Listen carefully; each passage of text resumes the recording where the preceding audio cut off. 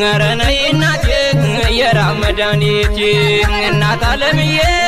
የላክሽው ደብዳቤ አባት ዓለምዬ የላከው ደብዳቤ እህት ዓለምዬ የላክሽው ደብዳቤ አባት ዓለምዬ የላከው ደብዳቤ የላክሽው ደብዳቤ መድረሱን ደርሶኛል አነበዋለሁ ስል እንበይ አንቀኛል